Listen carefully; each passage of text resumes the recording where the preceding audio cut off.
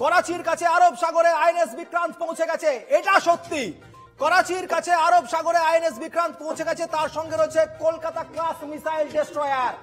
Kolkata class missile destroyer রয়েছে এই মুহূর্তে আইএনএস বিক্রান্তে।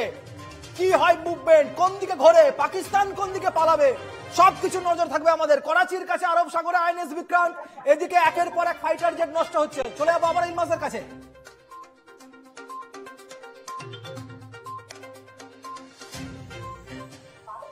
এই মুহূর্তে আরো একটি যে আপডেট পাচ্ছি, 5টা শহরের এয়ার ডিফেন্স পাকিস্তানের সম্পূর্ণ বরবাদ করে দেওয়া হয়েছে। এই মুহূর্তে যে খবর আমরা পাচ্ছি, পাকিস্তানের ওপর কিন্তু ভারতের হামলাও চলছে এবং আইএনএস বিক্রান্ত এবং কিলো ক্লাস কিংবা কলকাতা ক্লাস ডেস্ট্রয়ার তারা করাচি বন্দরের কাছাকাছি পৌঁছেছে। আদৌ সেখানে হামলা হয়েছে কিনা সেই কনফার্মেশন এখনো পাইনি। কানাঘুষো বিভিন্ন সোশ্যাল হ্যান্ডেলে বিভিন্ন রকম কথা শোনাচ্ছে, কিন্তু আমরা এনকেটিভি বাংলা খবর যেমন বলছি সেটা সেটা কনফার্ম না আনকনফার্ম, সেই সত্যতা রেখেই আমরা খবর জানাবো। এই মুহূর্তে যে কনফার্ম খবর পাওয়া যাচ্ছে আইএনএস বিক্রান্ত এবং একটি প্রজেক্ট ডেস্ট্রয়ার ক্লাস কিলো তারপরে kilo class Kolkata class destroyer, সেটি কিন্তু এই মুহূর্তে করাচি বন্দরের কাছাকাছি পৌঁছে গিয়েছে।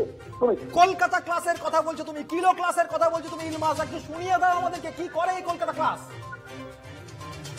এই মুহূর্তে দেখো যে kilo class destroyer that is equipped with state of the art, কিন্তু সুরক্ষার কারণে কি মিসাইল, তার এক্সাক্ট লোকেশন কোথায়, কি তার মুভমেন্ট প্ল্যান, এই সমস্ত কিছুর ওপর আমরা কোনো রকম কমেন্ট করব না। কি মিসাইল দাম আছে আমরা কিচ্ছু কমেন্ট করব না। আমরা শুধু এইটুকু জানি যতটুকু আমাদের সরকারি সোর্সের তরফ থেকে জানানো হচ্ছে, অর্থাৎ আমরা যেটুকু কনফার্ম খবর পাচ্ছি, আইএনএস বিক্রান্ত ইতিমধ্যে আরব মহাসাগরে তার মুভমেন্ট শুরু করে দিয়েছে এবং তার সঙ্গে একটি কিলো ক্লাস বা কলকাতা ক্লাস ডেস্ট্রয়ার সেটাও কিন্তু মুভমেন্ট শুরু করেছে। ইলমাস, যেমনটা কিছুক্ষণ আগে কথা হচ্ছিল সম্রাটের সঙ্গেও, সম্রাট যেমনটা বলছিল যে পিছিয়ে যাচ্ছে রীতিমতো ভারত, কোন ঠাসা করে দিচ্ছে পাকিস্তানকে। আমরা জয়সলমেরের অ্যাটাক দেখছিলাম, আমরা এই মুহূর্তে আইএনএস বিক্রান্তের মুভমেন্ট দেখতে পাচ্ছি।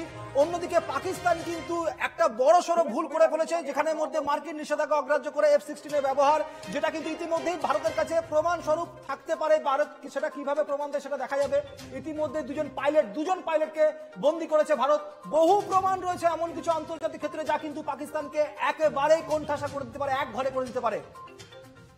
দেখো এই মুহূর্তে আরেকটি খবর যেটা পাচ্ছি, পাকিস্তানের রাজধানী ইসলামাবাদ, সেখানে একটি বড় সড়ো বিস্ফোরণের খবর পাওয়া যাচ্ছে।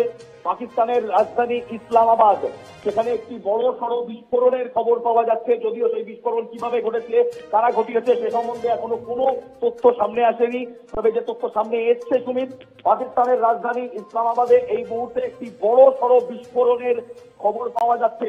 সব মিলিয়ে সুমিত, যেখানে আমাদের নৌসেনা, স্থলসেনা এবং একই সঙ্গে আমাদের বায়ুসেনা, 3টে সেনা অ্যাক্টিভ, সমস্ত কমান্ড এই মুহূর্তে অ্যাক্টিভ। এখনো পর্যন্ত সরকারিভাবে কিছুই জানানো হয়নি আমরা কোন স্টেটে আছি, আমরা কি স্টেটে আছি, কিছুই জানানো হয়নি। তবে চূড়ান্ত তৎপরতা রয়েছে এই মুহূর্তে সামরিক দিক থেকে, চার দিক থেকে কিন্তু আমরা একদম আঁটো নিরাপত্তা রেখেছি এবং আমাদের iron dome is in place. একদমই ইলমাস, কিন্তু সব কথার শেষ কথা কিন্তু অবশ্যই একটা যে যুদ্ধই শেষ কথা নয়, অবশ্যই যুদ্ধ শেষ কথা নয়। আমরা কথা বলেছিলাম বিভিন্ন অবসরপ্রাপ্ত সেনা কর্তাদের সঙ্গে, আমরা কথা বলেছিলাম বিভিন্ন রাজনৈতিক বিশ্লেষকদের সঙ্গে, তারা প্রত্যেকেই বলছেন যে প্রত্যুত্তর অবশ্যই দেওয়া উচিত, কিন্তু পুরোপুরিভাবে অ্যাটাক হয়তো সেটার এখনো পর্যন্ত কোনো রকম কোনো কিছু নির্দেশও আসেনি বা সেরকম কোনো খবরও নেই।